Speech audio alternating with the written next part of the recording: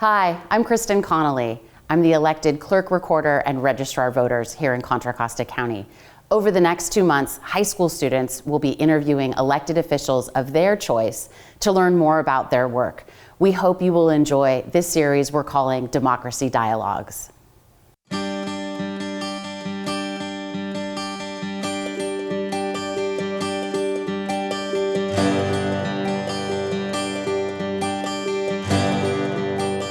My name is Komal and I'm a rising junior at Miramani High School from Orinda, California. And today I have the pleasure to talk to Supervisor Candace Andersen, who represents District 2, which happens to be my district as well. So, Supervisor Andersen, could you tell me a little bit about what you do for our district? Absolutely. I have the privilege of serving on the Board of Supervisors. We have regular meetings. We meet almost every Tuesday for meetings that last anywhere from 4 to 8 to 12 hours on a really, really long day.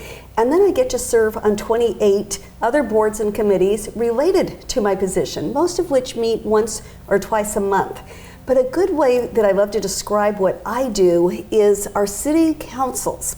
They do an amazing job handling within our cities, their parks, recreation, land use, transportation issues, police services, and I get to do that for unincorporated communities. So, for example, Alamo or parts of Walnut Creek are unincorporated, and so I get to kind of be the city council for them.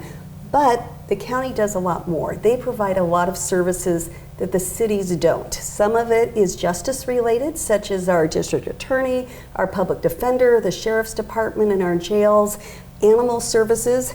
And then we also have all of the health and human services that cities typically don't provide. And so we're the safety net. And so that's everything from people who are homeless in need of shelter, people who may not have the food they need, who need what we used to call food stamps, we call CalFresh or SNAP programs, people who might have serious mental illnesses, who need behavioral health services. So we get to provide all of those services, and then we provide exciting things like environmental health that inspects restaurants to make sure that they're sanitary and clean when we go in there to eat. We have weights and measures that make sure that everything from your gas pump is properly calibrated to the cash register where you're checking out, that the prices match.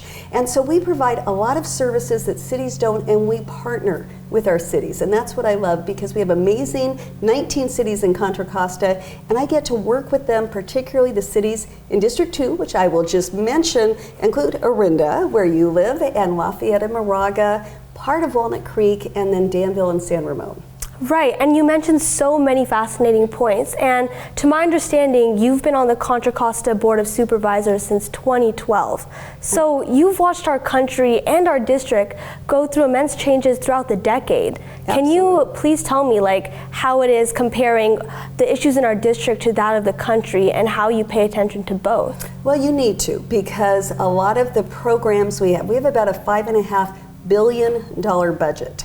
And well over half of that budget, closer to 2/3 of that budget, is us administering a lot of federal and state programs, a lot of the safety net programs that I mentioned. And so when you have a change in federal law, it's going to impact not just the county, but the very citizens that we serve. Now, the one thing that I love about my job is it is a nonpartisan office, which means you're not a Republican or a Democrat when you're sitting up on the dais. You are simply someone who is there trying to solve problems. And I often joke, a pothole is not a Republican or a Democrat, it's just a pothole somebody needs to fill. And that is common to the majority of the issues we face. And so on the Board of Supervisors, we typically do not have partisan bickering. Sometimes someone might bring up someone's party affiliation, but we're there committed to just solving the problems of this community. I really love that point you made about how it's not an us versus them problem. We're all just here working to resolve the same issues that tackle our country. So I actually wanted to go back to the point you made about federal law. To my understanding, you practiced as an attorney before you were in office. Tell me a little bit about that. Well, I was fortunate to go to law school right after my undergraduate degree in public policy. I started out in Honolulu, which is where I grew up. I'm working in the Office of the Prosecuting attorney, which is similar to our district attorney's office, in their appellate division. And so I used to write appellate briefs as to why a conviction should stand. And then if the Hawaii Supreme Court wanted to hear the oral argument, I used to get to go argue before the Hawaii Supreme Court. And I will tell you, it helped me develop really good writing skills. It also helped me learn to articulate my position in a way that was honing in on the details that are really important. It also taught me how to balance information and how to do research and really understand the ramifications of all of the laws that we pass as ordinances in our county. And after moving to what we call the mainland, to California, I did of course take the California bar exam as well, which then gave me a better insight into California law. But I think everyone should go to law school. It just gives you a great understanding of how our legal system works, and it also just prepares you for whatever you end up going into. That's very inspiring to hear as a student who wants to pursue law. And I'm just wondering, what incentivized you to move to the mainland to work in the office? Well, it's one of those things where my husband and I are both attorneys. We both were practicing in Hawaii, and Hawaii had a very small legal market. My husband, when he was 12, had moved from Hawaii to Alamo.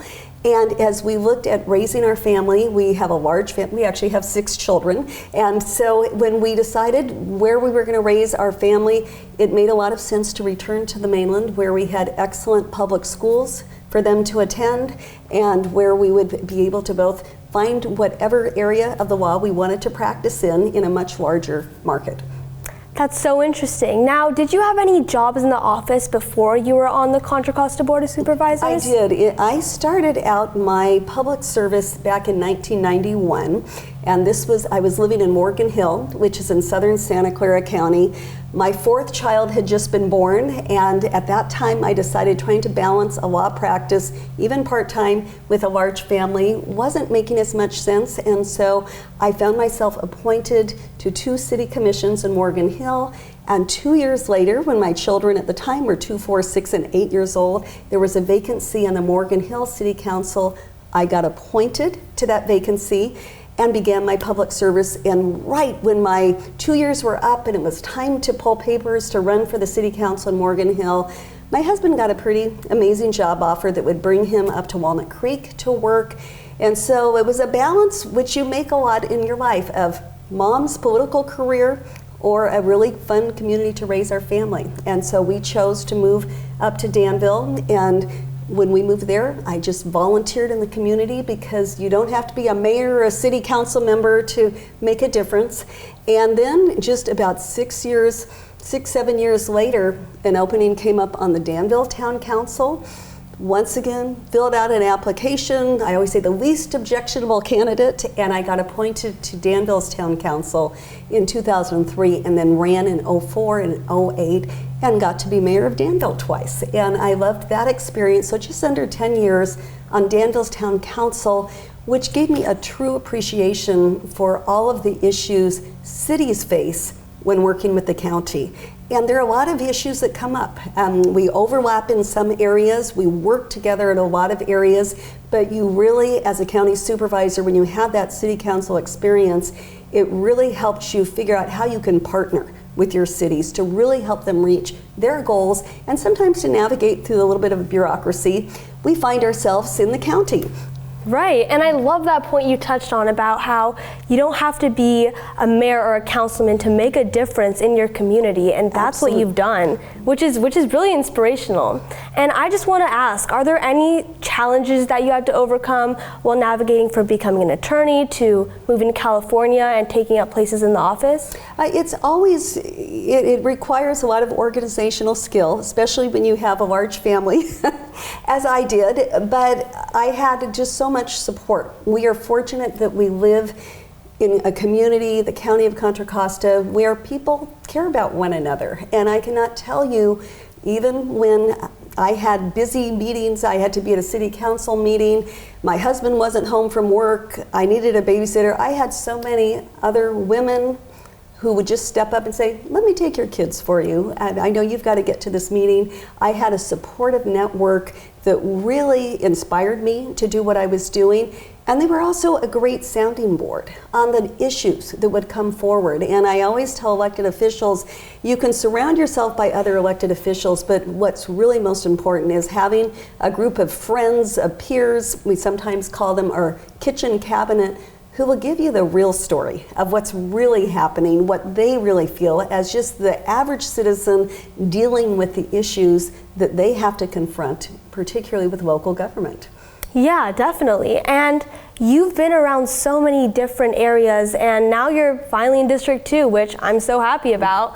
What are some differences or things you've taken away from other places you've worked at that you can apply here to District 2? Well, I think it's really fiscal responsibility is something that I learned very early on in my career, because when I was on Morgan Hill City Council, the state was going through some real budget struggles similar to what we're a little bit facing right now. We sometimes call it a little bit of a fiscal cliff. And so in the Morgan Hill City Council, I saw us having to really cut back on services. And so when I ended up on Danville's Town Council, while we were collecting things like park fees, which you could use to build a park but not maintain it, I wanted to make sure that we had that balance in our budget so that we would, even on a rainy day, have money saved up so that we didn't have to reduce services. So you learn things like that. You learn very early on that people can pack a room with people yelling and screaming,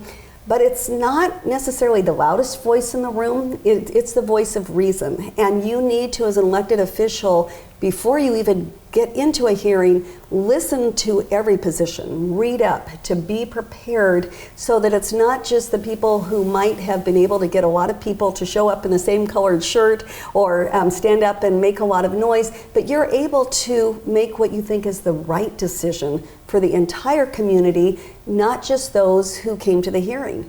And oftentimes, particularly with land use issues or what you're going to do with a park or something, people will come who are opposed to it. Those who kind of like the idea, they're just going to stay home because they like the idea. They don't think they need to be there at the hearing. And so you really need to understand the issues and be prepared for anything that comes your way in a meeting. Right. That's what life's all about, being prepared, and just absolutely. It takes a team at the end of the day, right? It's not a one-man show, and that's what I feel like is really important about what you just touched on. So kind of adding on to that, how do you maintain responsibilities in our county while prioritizing District 2?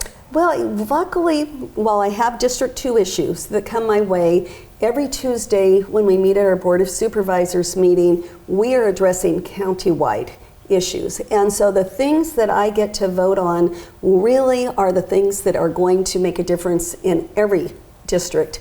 And I recognize that I represent one of the more affluent areas of Contra Costa County. There is no question.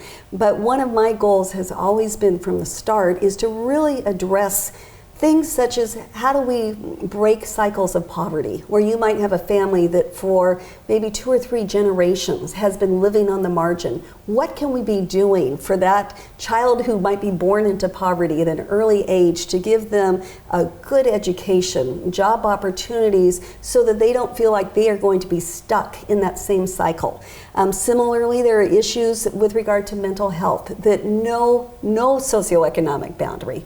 All of us in each of our communities are facing crises where we might have individuals with a mental health or a substance abuse issue who cycle repeatedly through our homeless shelters and our jails. And so a lot of my work has been focused on how do we help those individuals which are going to be residing in each and every one of our districts. How do we set policies? How do we appropriate our budget to really help make a difference in the lives of those who are truly suffering? And we've got the resources. We've got an amazing county health system. We have clinics. How do we really work with those individuals, even in the jails, where no one wants to see mental health being treated in a jail? But if someone is going to be in jail for a little while because of their actions, because of their behavior, I want to offer them the most robust health services, mental health services we can, so we can stabilize them and then hopefully find supportive housing upon their release so that they won't be cycling back over and over again. So much of what I get to do, yes, I get to do with the land use issues and making sure things are happening appropriately in District 2, but I also get to really address, to me, these more important county issues that affect everyone. I agree. It's about finding the root of that problem and just reaching out to help everyone. And that way we can build a better future for our youth and our society. Absolutely. And that's why I wanted to ask you, what do you see Contra Costa and our district in the future? Like, how do you see us paving the way for our youth? I see us really, one thing that I'm very passionate about is our juvenile justice system. And as we went through a process really almost 10 years ago of analyzing the data, we have a significant overrepresentation of youth of color in our criminal justice system, and particularly in our juvenile justice system.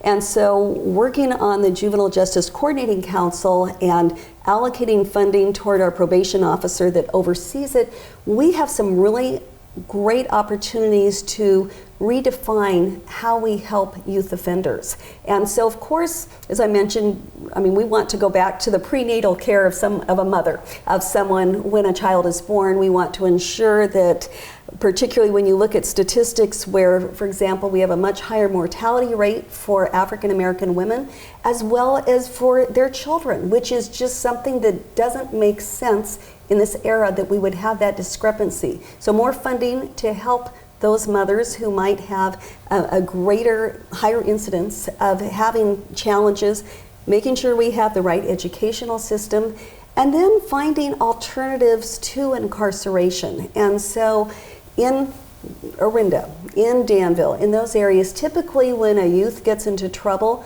they're not immediately sent to juvenile hall. We have diversion programs. We work with the families to help get that youth back on track. And so we're doing more prevention programs throughout the county now. And that is something that our probation office is saying. We want more prevention programs. We want more youth centers.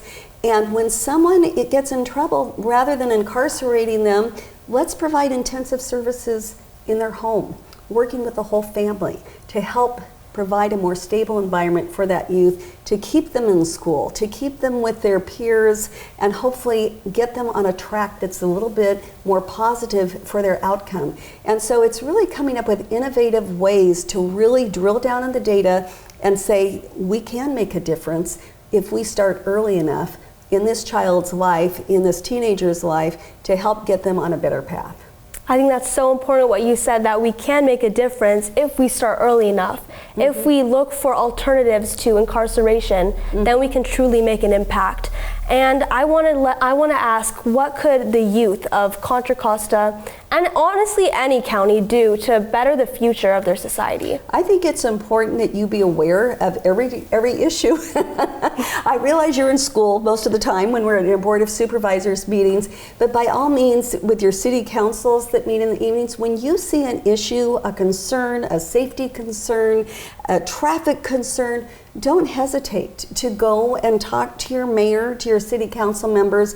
I always tell people, we are elected to serve people. We are elected to answer the phone, to respond to your questions, and listen to you when you come before us at a city council meeting or even on a one-on-one meeting. So I would say, first of all, know what the issues are in your community, and when you see something on an agenda, don't hesitate to reach out even before the meeting. Don't just wait for that 3 minutes or 2 minutes of public comment, but see if you could set up a meeting with the mayor, with a city council member, with your county supervisor to talk about those issues. And particularly on our high school campuses, there's so much that we're trying to address as we come out of COVID, making sure, I know your school district has done a really good job with having wellness centers to really assist youth who might be feeling a little bit of a struggle, particularly going back into in-person classes. So don't hesitate to reach out to our mental health commission, to others saying, we need more. This is what we need. And invite us to your youth councils, your forums, so we can hear what's on your mind and make sure that we are addressing those needs, because the voice of youth is very, very important. You need to be aware of the issues. We need to be aware of the issues that you feel you have. Thank you so much. It was a pleasure talking to you today. I'm so happy you joined me, and thank you.